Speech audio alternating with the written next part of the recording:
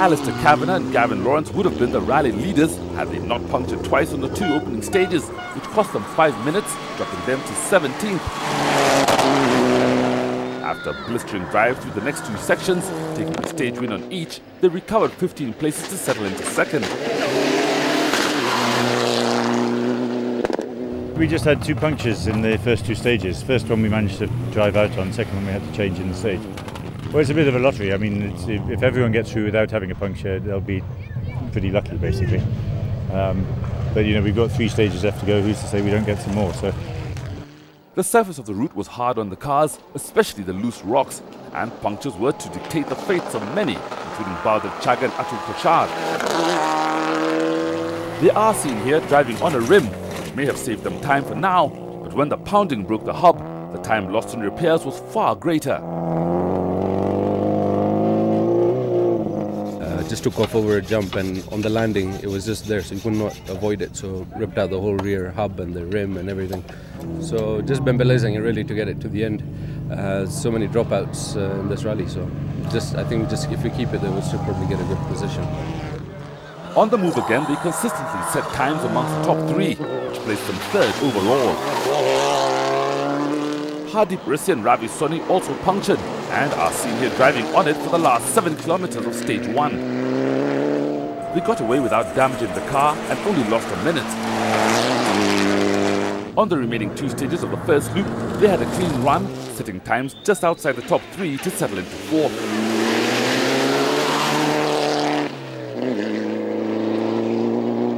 Punctures also became a nightmare for Peter Horsey and Despage Morris. They are seen here driving on one of the 2 they got on stage 1. They lost time on transport, changing the second one, arriving at the next control late, anxiously calling the controller to take their time card. They were in 5th, but with no more spares on board, they knew they had to drive cautiously. But it became academic when the engine blew on stage 2, and they were out.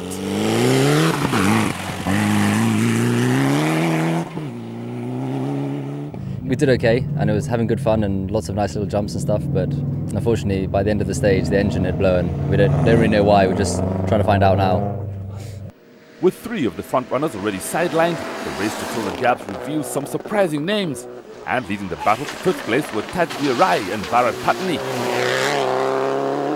Their performance was a real eye-opener, especially considering that this was their 6th rally since taking up the sport.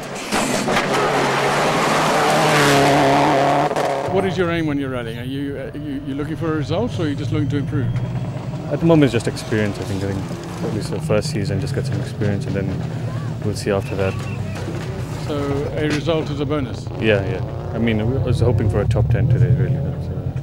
Following close behind Tajveer was Sandip Jandu and Gurdeep Nihangra, whose bright orange N10 was easy for those ahead to see in their rearview mirrors.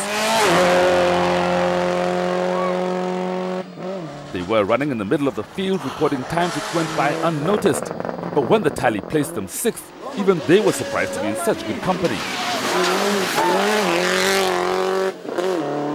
On the hill up there, hey, we nearly lost it on 2-3 hairpins. It's slippery rocks, big rocks like that.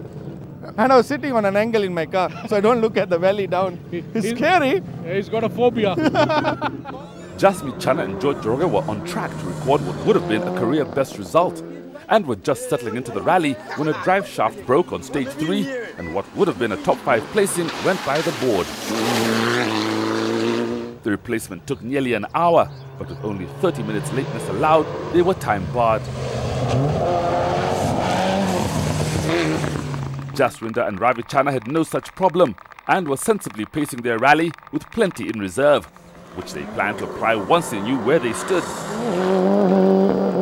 They were in 7th, having slipped behind drivers they would normally be ahead of. Yeah, we are backing off just a little bit on the rough because avoiding punches and stuff. Okay, leave it on rough is rocky as well, climbing up those hills. I think this road was last used in 2003. And ever since then, it's not being used, but it's rocky. It's really rocky. With 4 of the 7 stages complete, Ian Duncan already had the comfortable lead of 3.5 minutes over Alistair Kavanagh, with Baldev Chaga in 3rd. It was all work in progress, with 2/3 of the competitive distance still to run.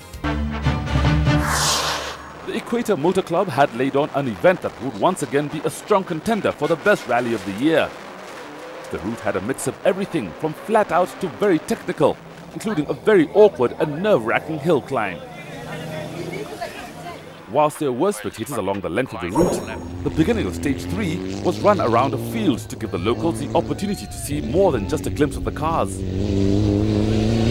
It was a compact rally, with only short distances of transport between the stages, set around the centrally located service park situated in a workshop yard at Chemelil, where the action was every bit as frantic as out on the route.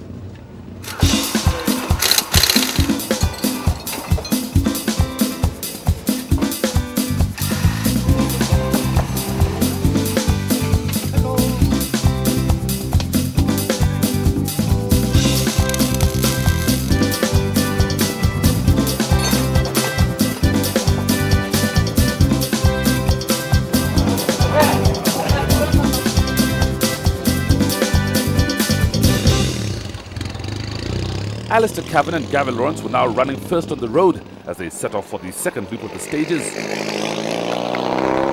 Their only chance at victory meant they had to be quicker than Duncan on all the remaining sections. Ian Duncan and Amos Sludge were running second on the road, with the advantage that they did not have to attack. But when they passed Kavanagh changing yet another puncture, they knew victory was in the bag. They were quickest through stages 5 and 6, and with Kavanagh dropping back, were so far out in front that only fate could stop them from winning.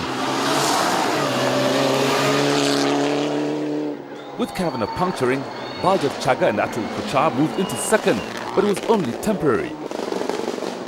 Look closely at the underside of the car. Not far up the road, the crossmember broke, and they joined the list of retirements.